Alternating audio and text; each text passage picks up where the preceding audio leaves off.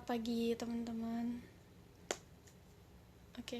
Oke, sebelum kita mulai aktivitas kita pujian penyembahan dulu. Sorry kemarin aku nggak bisa live ya, karena kondisiku kurang enak badan. Jadi hari ini kita mulai lagi. Kita puji penyembahan. Aku mau nyanyiin lagu Ajarku Mengenalmu. Kita kenal sama apa sih kebenarannya firman Tuhan. Tak ada yang ku banggakan selain dirimu. Tak ada yang ku inginkan, hanyalah Engkau.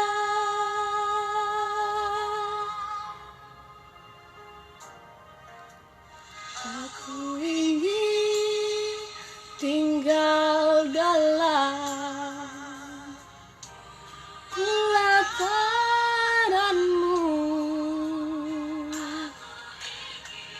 Ku ingin lebih dalam di hadirat-Mu.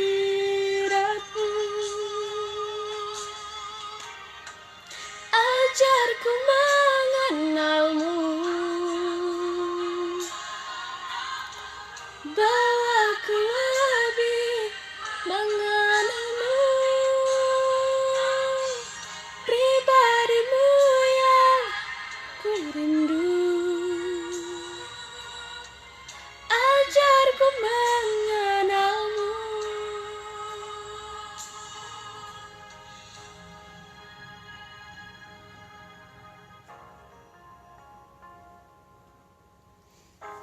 Yuk kita doa bareng.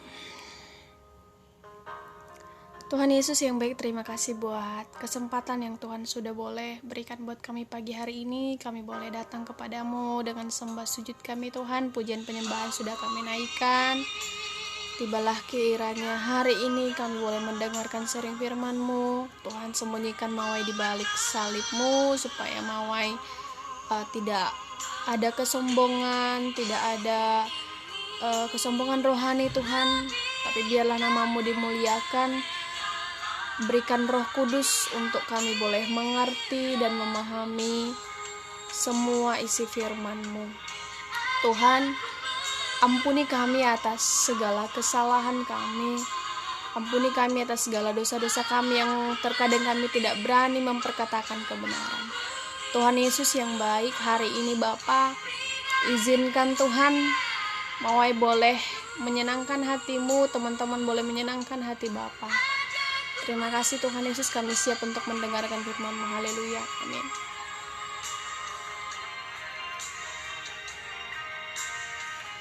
Oke, yang kalian yang ada Alkitab boleh buka Alkitabnya, yang gak ada boleh pakai HP juga boleh, atau boleh dicoret-coret, boleh bawa buku yang seperti ini ya, ada spidol, boleh bawa spidol seperti itu. Sebenarnya aku ganti lagunya dulu.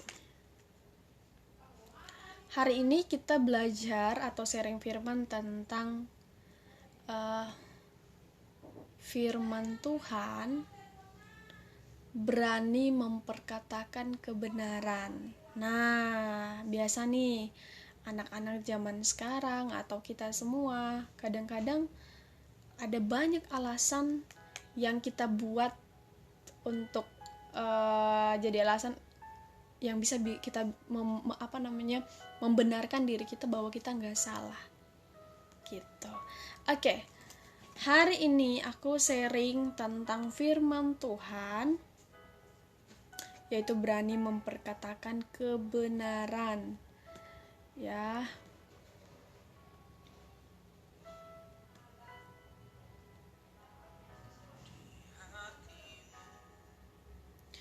Sekarang coba kita buka 2 Timotius 2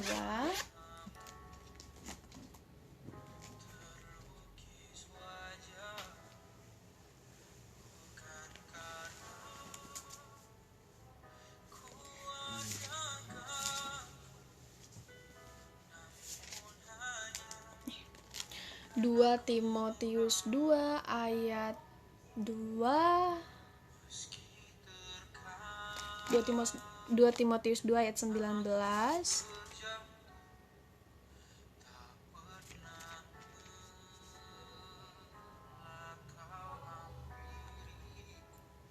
Ya, aku bacain ya ayat 19.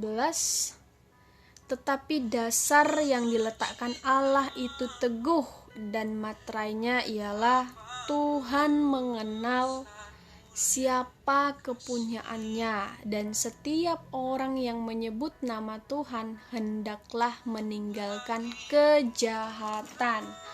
Ini tertulis dalam kitab Timotius ya, di mana mutlak dalam arti tidak bisa diganggu gugat atau tidak bisa kompromi atau tawar menawar ya.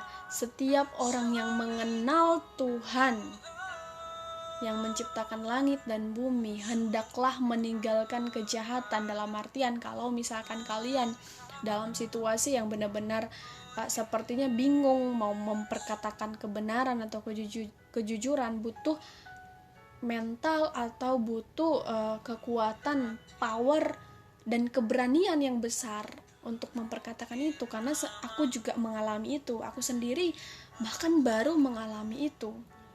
Dulu aku kerja di salah satu perusahaan ya, perusahaannya trading, dan di sana aku sudah punya staff. Mungkin ada sebagian teman-teman yang udah pada tahu itu. Dan di sana aku pernah menyimpan sangat lama kebohongan, dan ketika aku menyimpan kebohongan itu aku yang merasa gak enak gitu ya. Aku yang merasa bahwa kebohongan itu menyiksa. Setiap hari aku teringat, setiap hari aku harus minta ampun sama Tuhan gitu. Dan jujur ketika aku berbohong, seperti ada ketakutan yang menghantui aku. Gimana kalau seandainya tiba-tiba manajer aku tahu? Gimana kalau seandainya nanti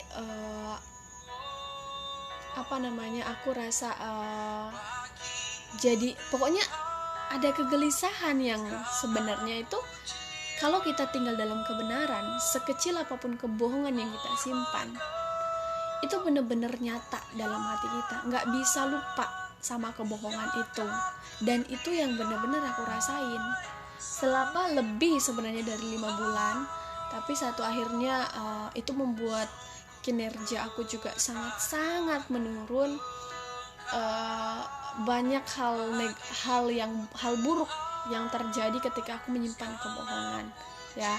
Karena ibaratnya gini, aku menyembah Tuhan, aku memuji Tuhan, dan aku juga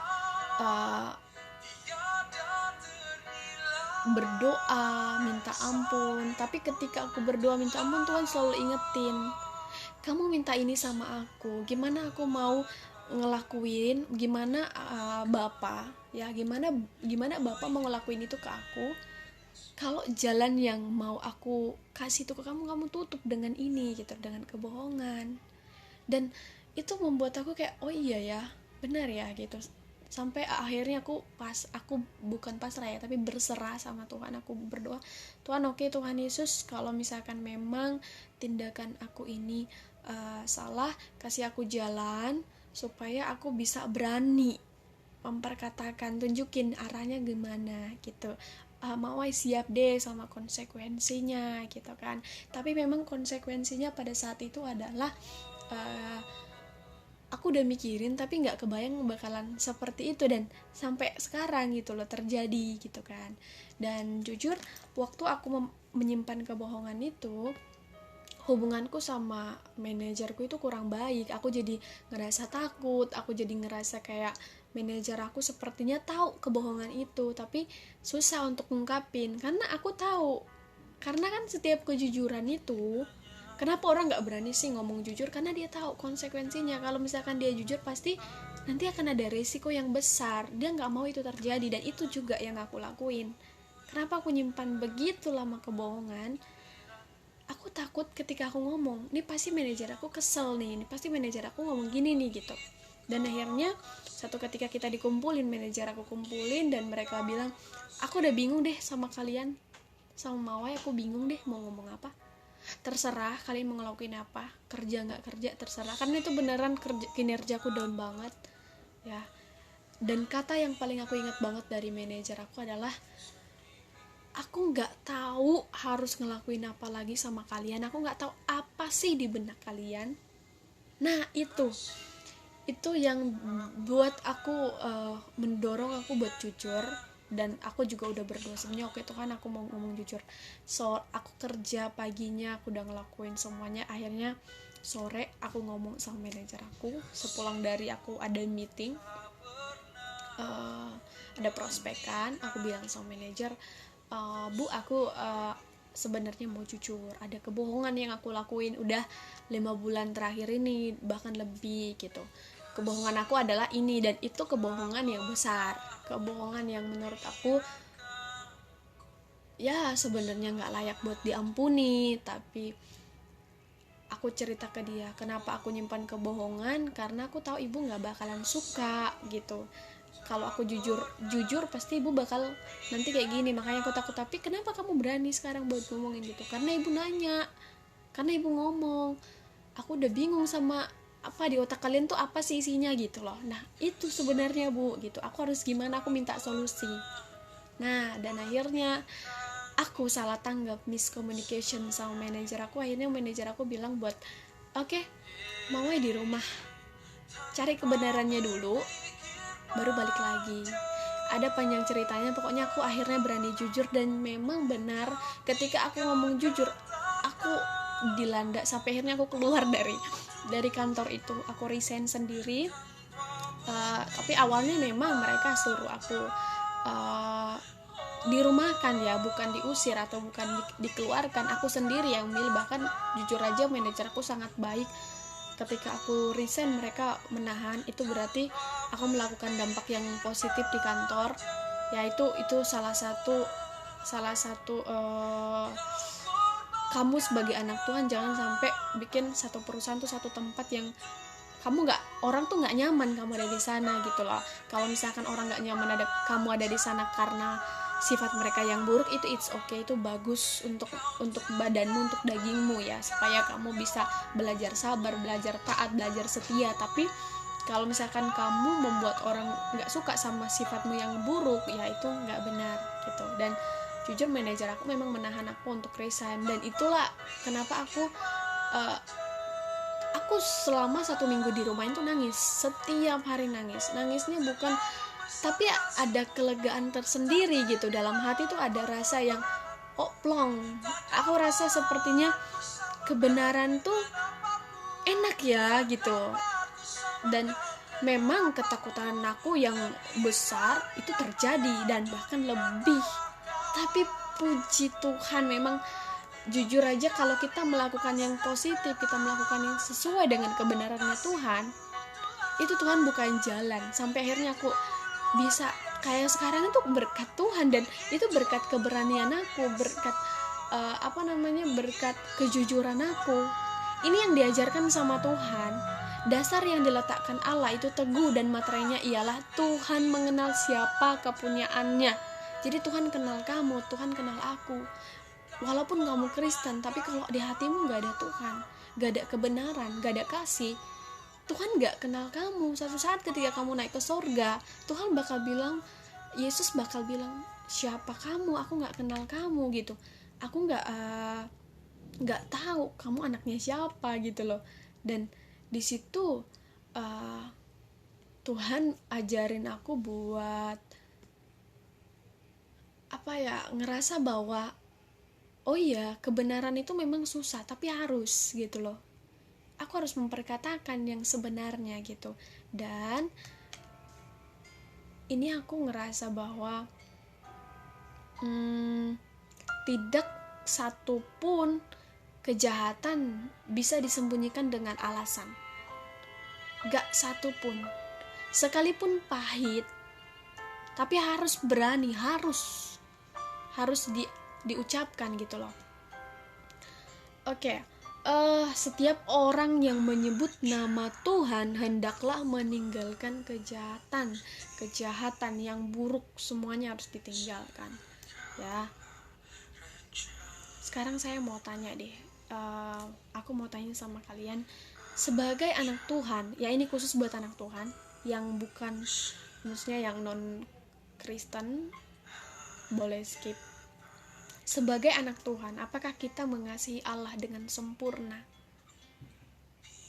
Apakah kita mengasihi Allah bukan cuman ketika Tuhan membuat roti jadi banyak, bukan cuman ketika Tuhan mengubah air jadi anggur, bukan cuman ketika Tuhan menyembuhkan mata orang buta, menyembuhkan yang lumpuh, dan juga ketika Lazarus mati dan dibangkitkan kembali sama Tuhan Yesus. Apakah kita mengikuti juga ketika dia ada di seperti kata Pak Erastus, ketika Tuhan terseok-seok ke bukit di mana dia disalibkan, ketika dia melangkah, dia dipukul, dicambuk, apakah kita bersama-sama dengan dia atau setengah? Jadi harus melakukan semua itu sempurna nggak? Allah yang sempurna itu bukan cuman berkata tentang berkat, bukan tentang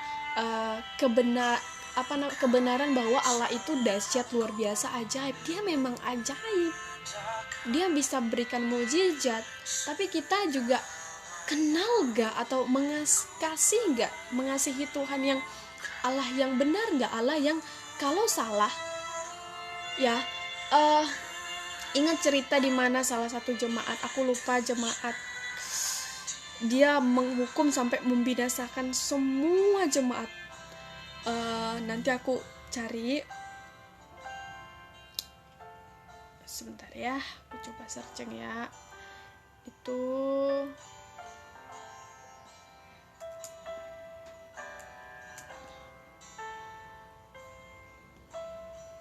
kalau misalkan kalian ada yang tahu boleh komen ya.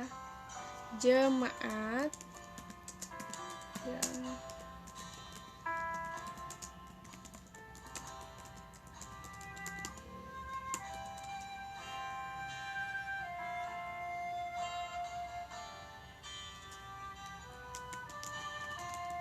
karena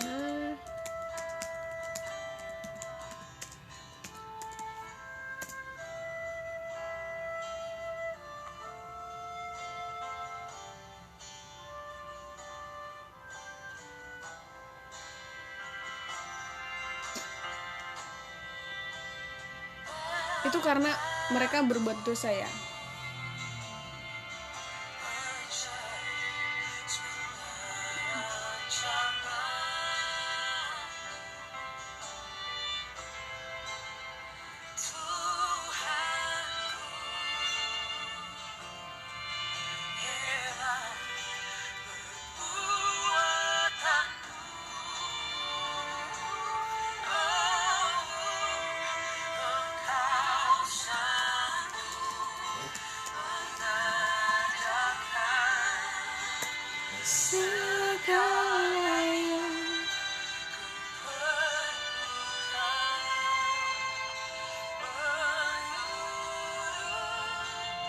kehendakmu.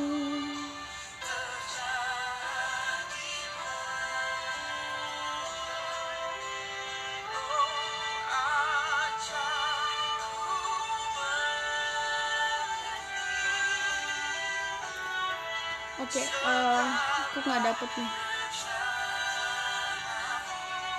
Oke, nanti aku coba cari ya. Aku kalian bisa ikutin. Nanti aku komen deh jemaat apa gitu, lupa. Itu pokoknya satu jemaat karena mereka berbuat dosa itu beneran semua dihancurkan sama Tuhan, bukan dihancurkan dalam arti dibinasakan. Kenapa? Tuhan itu benar-benar membenci yang namanya percabulan. Tuhan membenci sama yang namanya kejahatan, karena Tuhan tuh suci dan kudus ya, nggak ada yang bisa kompromi sama itu gitu loh. Oke. kita berdoa ya. Aku berdoa buat anak-anak. Yuk kita yang kadang nggak berani buat mengungkapkan kebenaran, kita coba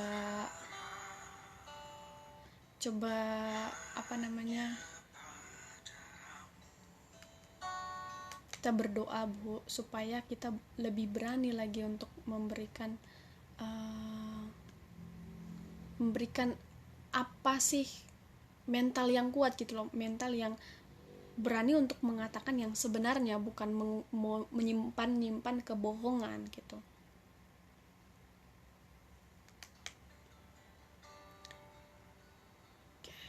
Sebentar ya. Oke. Yuk kita berdoa bareng-bareng yuk sama Tuhan yuk. Tuhan, terkadang kami takut untuk memperkatakan kebenaran. Terkadang Tuhan kami tidak berani memberikan keberanian yang besar untuk mengatakan bahwa ini salah, itu salah. Atau mungkin ketika kami melihat teman kami sedang melakukan dosa dan kami gak berani buat menegur dia. Tuhan, mulai saat ini kami mau mengasihi Allah yang sempurna, Allah yang mematraikan bahwa setiap anak-anak Tuhan yang mengenal Tuhan harus meninggalkan kejahatan. Karena itu berikan kami kuasa Roh Kudus untuk lebih berani lagi untuk menegur orang yang salah dan memperkatakan kebenaran. Terima kasih Tuhan Yesus, dalam nama anakmu Yesus Kristus kami berdoa, haleluya, amin. Oke. Itu doa supaya kalian atau kita semua di sini bisa lebih berani lagi mengungkapkan kebenaran. Oke, kalau misalkan kita nih bertemu dengan orang yang tidak mengenal kebenaran, ya, contohnya yang mungkin kalian tahu ya, untuk yang Kristen mungkin tahu, ketika kita lagi ngomongin kebenaran, ya konteksnya bukan tentang agama, tapi tentang bahwa itu salah gitu loh. Karena kan pengajarannya beda, ajaran setiap agama itu beda ya, kita nggak bisa samain. Kalau samain ya berarti semuanya sama. Kenapa harus ada perbedaan gitu loh. Tapi maksudnya ada di beberapa bentuk ajaran memang sangat berbeda gitu loh.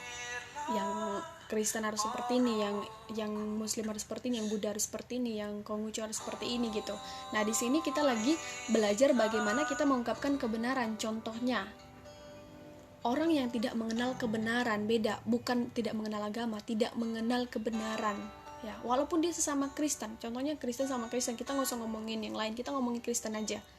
Contohnya, yang ini tahu nih, kalau selingkuh itu tuh salah, dosa gitu kan. Nah, yang mengenal kebenaran ini mungkin nggak pernah gereja, nggak tahu bahwa gereja itu mengajarkan kita bahwa tidak ada yang boleh menduakan, ya, artinya selingkuh. Dan ini tuh mana ayat Alkitab yang bilang, karena kan di Alkitab nggak ada tulisan selingkuh, benar nggak ada di tulisan di Alkitab tuh yang benar-benar tulisannya tuh kamu tidak boleh selingkuh gitu.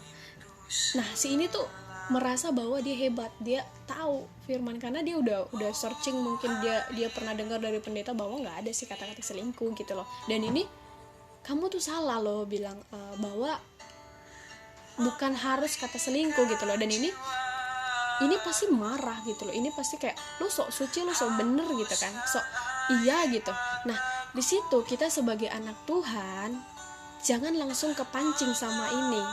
Walaupun dia nggak tahu kebenarannya, ya, karena ibaratkan siapa yang tidak mengenal kebenaran itu seperti matanya tertutup. Makanya ketika kita kenal sama kebenaran, ketika kamu dengar firman ini, kamu sedang dibuka berlahan-lahan topengmu atau penutup matamu. Makanya ada orang kadang jalan, kadang baik, kadang buruk, ya kayak aku juga sih, kadang baik, kadang buruk, ya matanya itu tertutup satu. Kadang kesana, terlalu itu kesana lagi gitu loh. Jadi makanya kita sering, saya bilang adalah perlu yang namanya pertobatan setiap hari ya, supaya kita lebih mengerti, supaya kita lebih memahami apa sih rencana Tuhan dalam kehidupan kita gitu. Dan di sini kita sebagai anak-anak Tuhan, kita bukan ikan, kita anak-anak raja. Kita punya jabatan yang besar, kita punya harkat, punya kualitas tersendiri yang luar biasa. Jangan terpancing. Kita yang udah kebuka matanya, yang gak punya topeng, kita harus membawa dia dengan kasih, dengan sabar. Percaya deh, aku juga punya adik dari beda agama loh.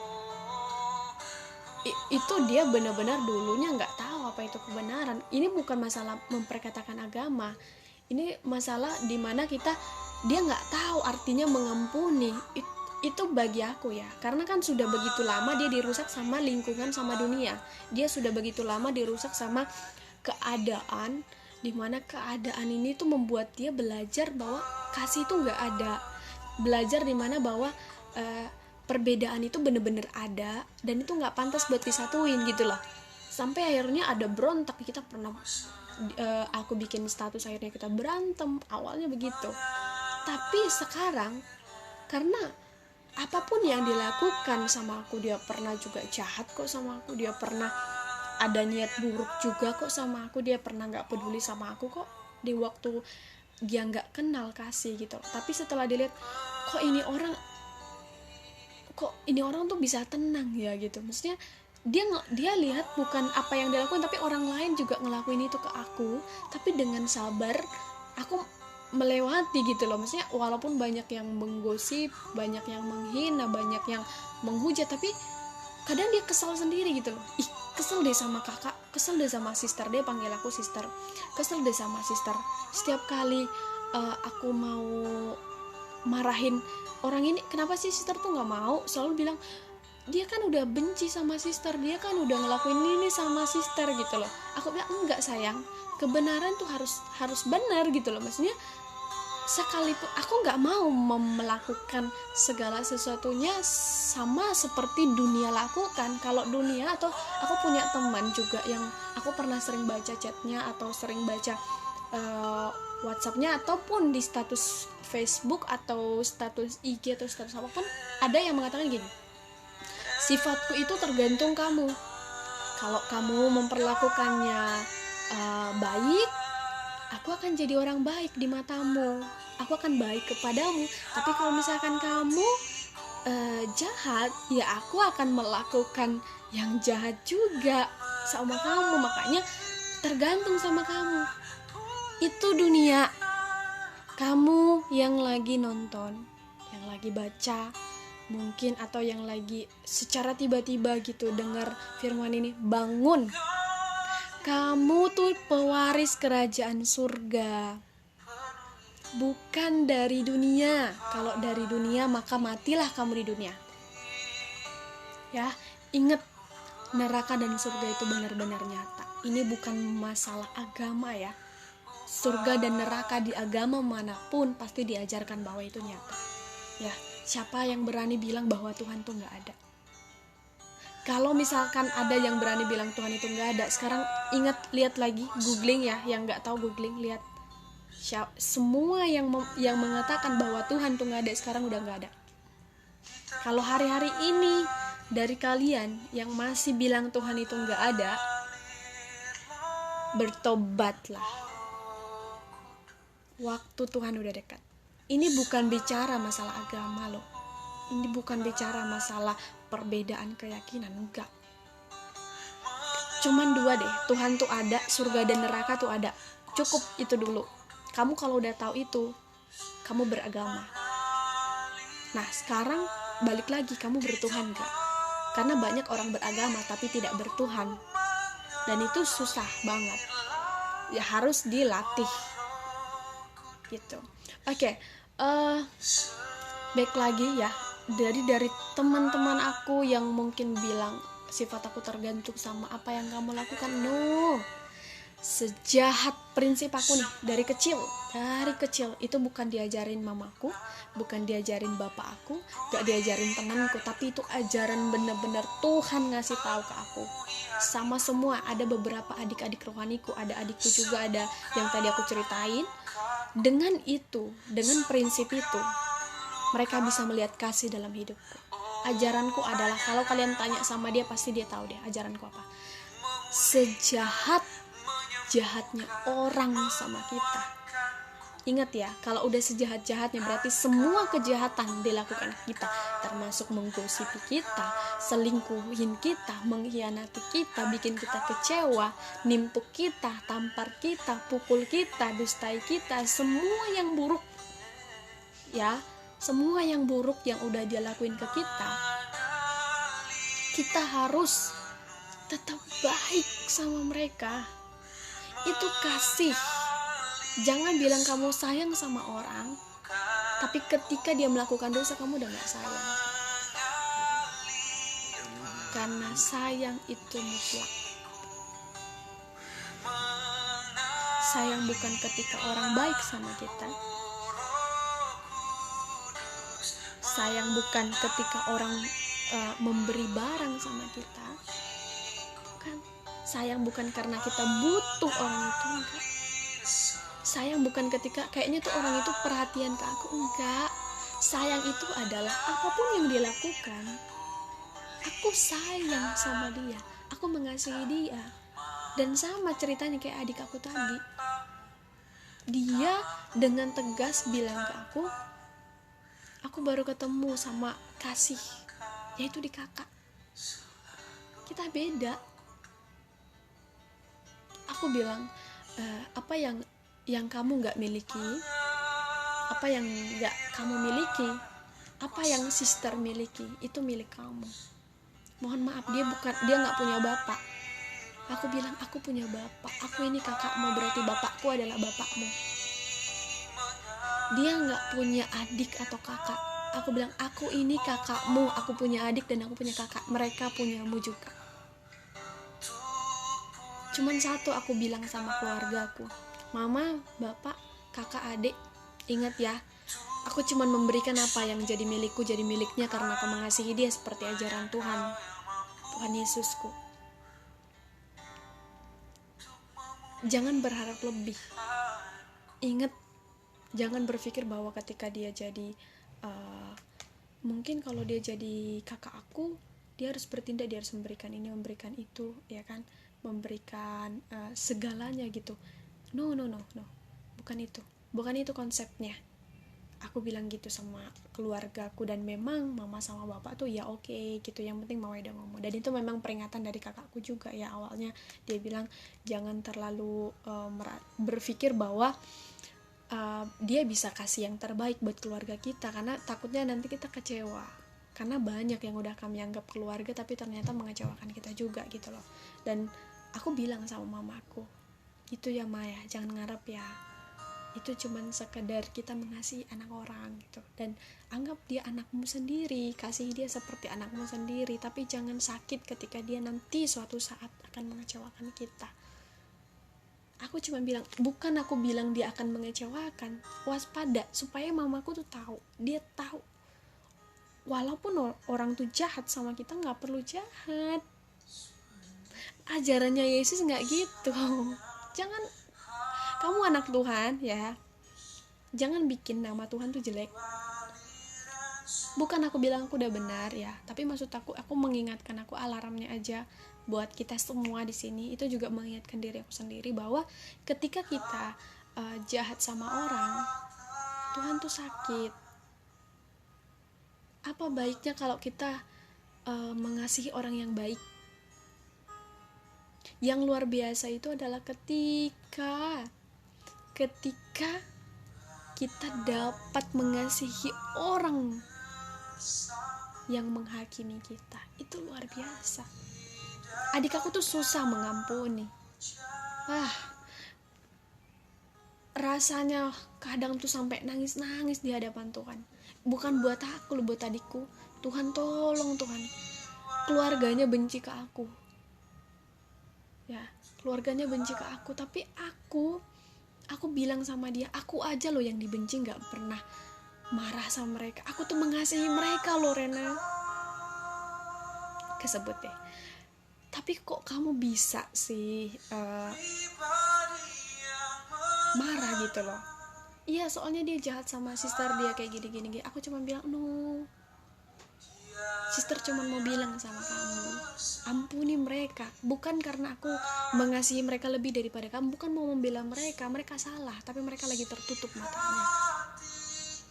Kamu yang udah tahu kebenarannya, kamu yang udah tahu bahwa yang ini salah menurutmu, maka ampuni. Karena kalau kamu nyimpan kotoran dalam hatimu atau dosa atau keburukan, maka di dalam kamu kotor, luarmu pun gak bagus. Mungkin maybe jerawat kamu banyak, koreksi di jerawat kamu banyak tuh apa tuh, jangan-jangan dosa semua. By the way, dosa aku kayaknya udah berkurang, jerawat aku udah mulai berkurang. Kayak gitu ya. Ya beda ya, itu cuma bercanda. Maksudnya adalah harus mengampuni ya, bukan ajaran dunia, ajarannya Tuhan Yesus, supaya kalian gak sakit hati.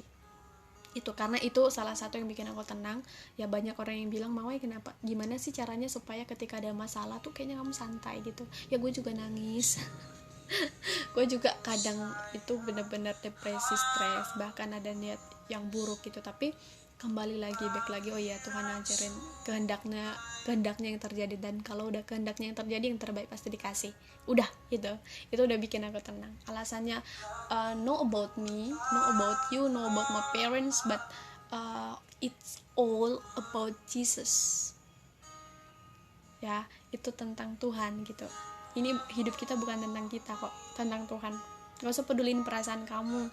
Kalau hati kamu sakit, disakitin sama orang, ya ingat Tuhan tuh bukan cuma ngasih orang baik buat kamu, tapi Tuhan juga ngasih orang yang gak baik buat memproses kamu jadi pribadi yang luar biasa. Oke, jadi semua yang ada sama kamu itu anugerah. Yang memusuhi kamu anugerah, yang selingkuhin kamu anugerah. Aduh, berarti dia anugerah buat aku ya gitu. Oke.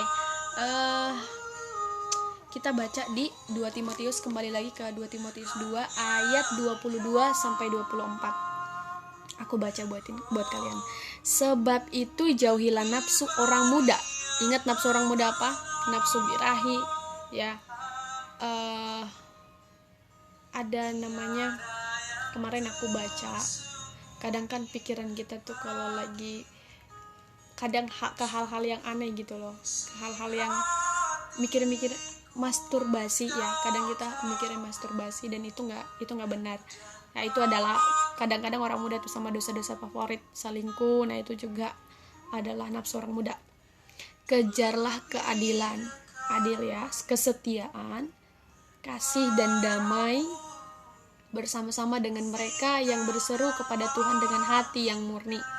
Ayat ke-23, hindarilah soal-soal yang dicari-cari dan bodoh dan tidak layak. Maksudnya adalah hal-hal yang dunia cari, yang tadi itu loh. Kalau misalkan lo baik sama gue baik gitu loh, itu hal-hal bodoh menurut aku, itu ajaran dunia. Kamu bukan dari dunia.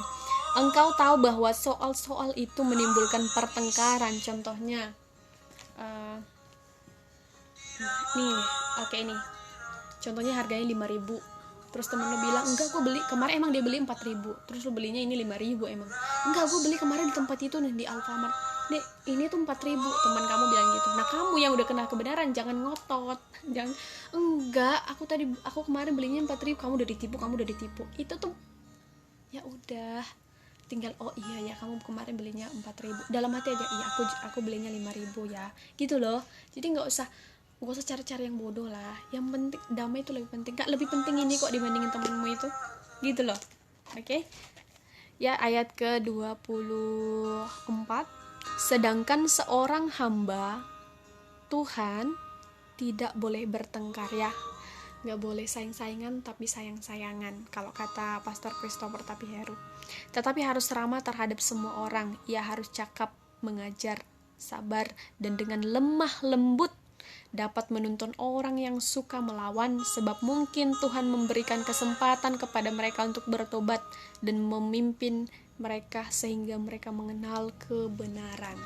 Oke, jadi orang yang mungkin kayak tadi salah satu kayak adik aku juga, itu tuh dia lagi ditempa sama Tuhan, lagi diproses sama Tuhan untuk jalan kebenaran. Makanya bersukacitalah kamu yang udah tahu kebenaran firman Tuhan, yang udah tahu tentang kebenaran ya. Kebenaran dalam arti bahwa mencuri itu salah, berdusta itu salah, menghakimi itu dosa. Seperti itu berkat yang luar biasa yang Yang mungkin orang lain tahu berkat itu adalah ketika Tuhan naikin jabatan aku, ketika Tuhan kasih aku duit, ketika Tuhan memberikan aku kesehatan. Itu berkat yang luar biasa, itu yang paling utama, yang kita perlu, yaitu adalah mengenal kebenaran. Itu yang paling utama menurut aku. Ya, pendeta yang Bapak pendeta yang mungkin dengar khotbahku ini, koreksi lagi apakah sependapat sama Mawai. Oke. Gini, kenapa tadi aku bilang harus sabar ya, karena kan Tuhan sendiri sabar. Kita harus jadi sama seperti Tuhan, karena Tuhan itu juga sabar. Kita kan gambarnya Tuhan, benar ya? Oke. Kita melakukan firman Tuhan bukan dengan duka cita atau keterpaksaan, karena kalau kita melakukan segala sesuatunya dengan keterpaksaan, maka bukan berkat yang kita terima, tapi siksaan batin.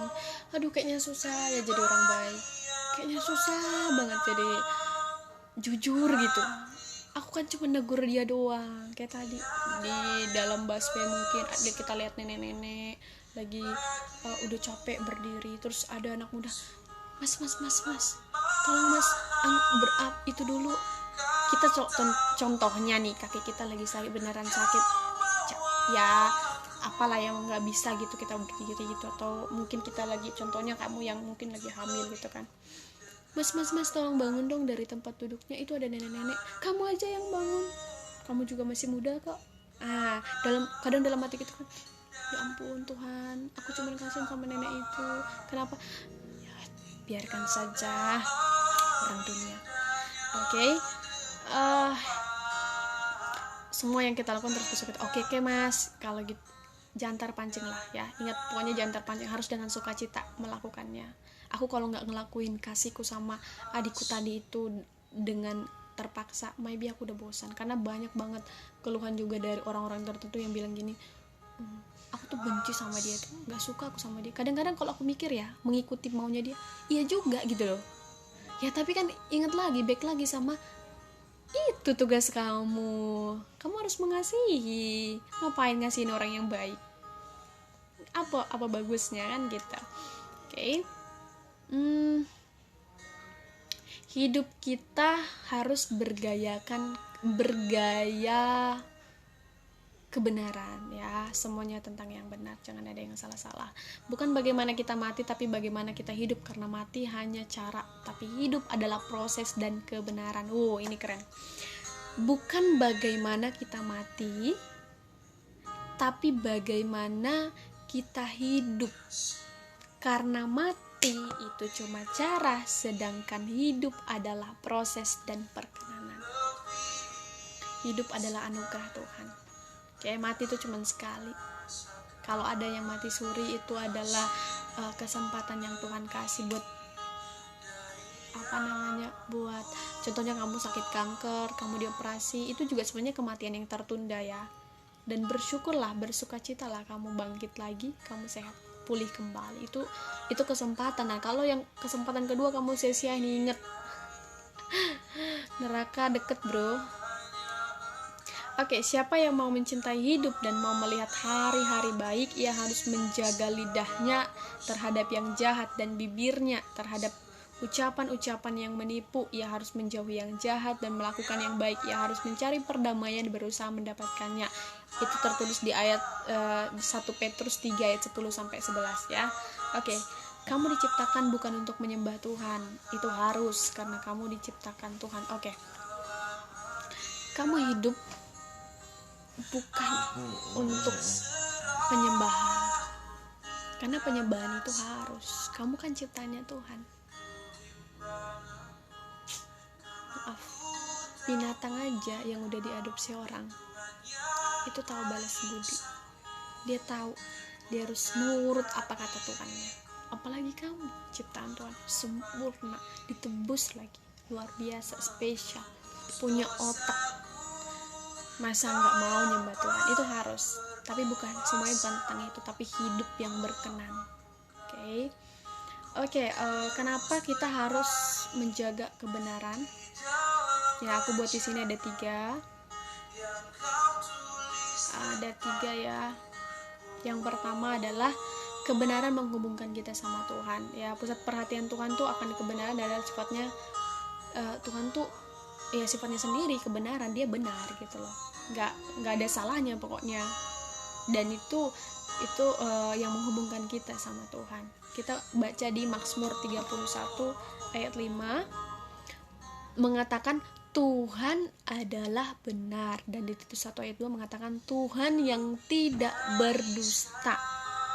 Dan masih banyak lagi ayat-ayat Alkitab yang menunjukkan bahwa kebenaran adalah karakternya Tuhan ya. Jadi kalau kamu anak Tuhan, kamu harus benar, yang tadi aku bilang, jangan ikutin dunia.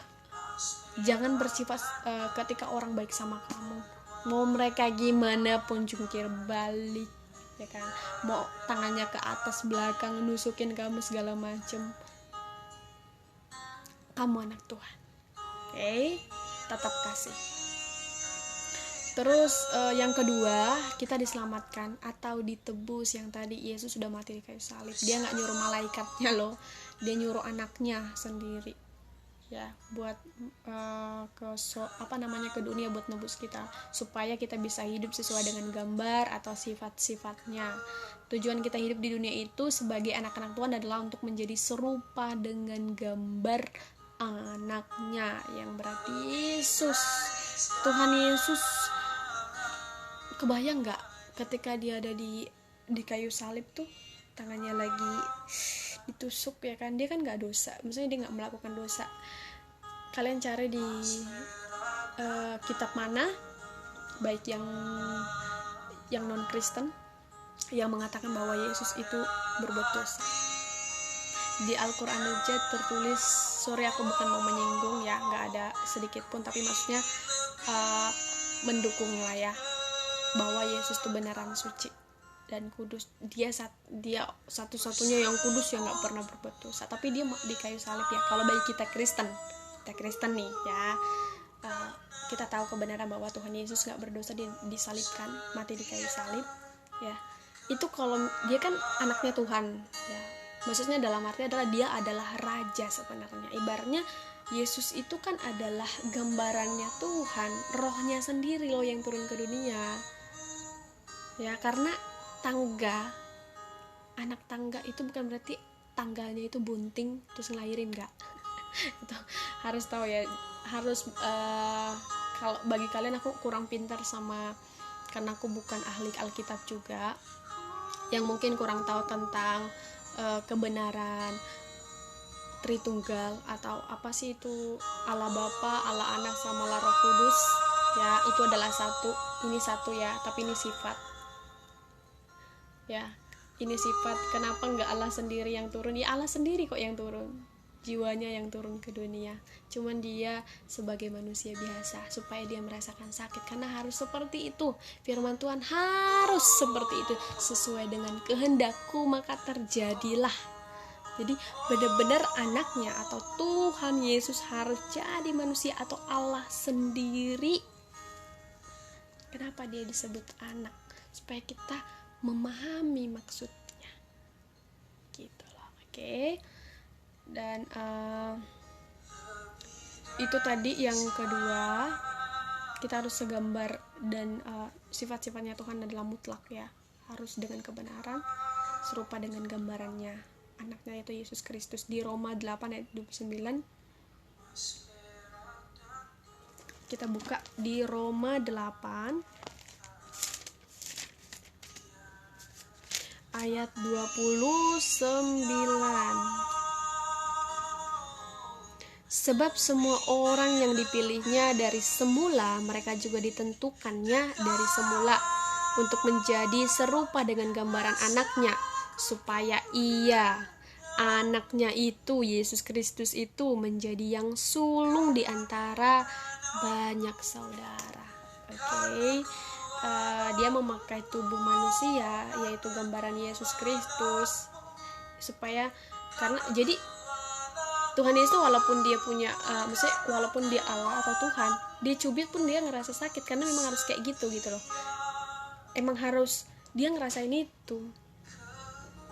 Ya gak usah tanya, kamu tuh manusia, gak usah soalnya kenapa gini, itu semua rencana Tuhan. Dia alfa dan omega, gak ada yang boleh mempertanyakan kuasanya, gak ada yang boleh mempertanyakan kehendaknya gitu. Oke. Jadi harus benar-benar gak boleh menodai sama kebenarannya Tuhan, bahwa Yesus itu kudus dan suci, udah mutlak. Yang ketiga adalah mengatakan sesuatu yang benar sama dengan ketaatan kita pada kehendak Tuhan. Oke. Firman Tuhan kan memerintahkan kita untuk mengatakan kebenaran tanpa berbohong. Kadang kan kita menutupi kebohongan dengan kebohongan dan dengan kebohongan. Nih udah kebohongan satu. Kemarin kamu kemana? Kamu nggak ke gereja? Oh iya tante, kemarin saya sakit. Oh sakit. Tapi kata mamamu, oh iya mamaku lagi nggak ada di rumah soalnya kemarin.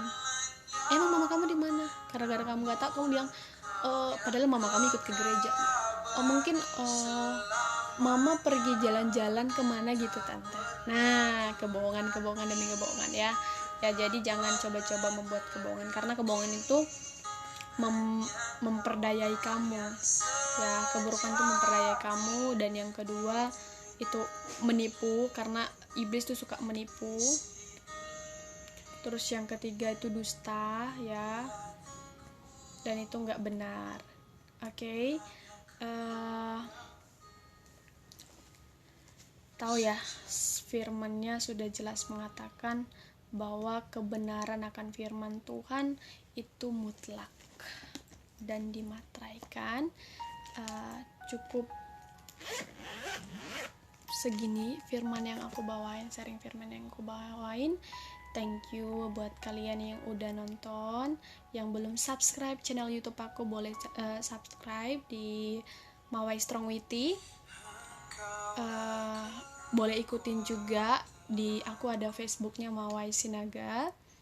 Ada beberapa tapi yang berlatarkan hitam, ada tulisannya I Love Jesus ya.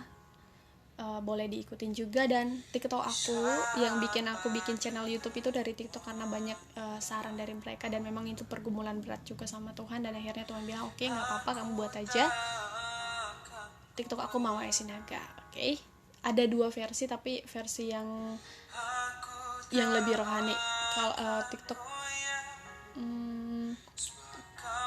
pokoknya trending topiknya itu ketika pembaptisan. Oke.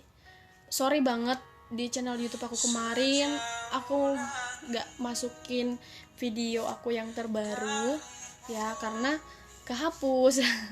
Udah di edit bagus-bagus dihapus. Oke, sorry juga latarnya kurang seperti yang orang-orang ya, karena di sini aku baru pemula, aku lagi belajar, aku butuh support kalian supaya aku lebih lagi mengabarkan kabar sukacita. Kalau ada komentar, kalau ada saran, kalau ada kritikan, silahkan. Aku tidak akan pernah menghujat atau menghakimi. Aku terima saran kalian, sungguh luar biasa. Kalian semua anugerah buat aku. Oke, bye-bye, thank you, God bless you all. Sebelum, sorry, kita doa dulu yuk sebelum penutupan sharing dan doa selesai.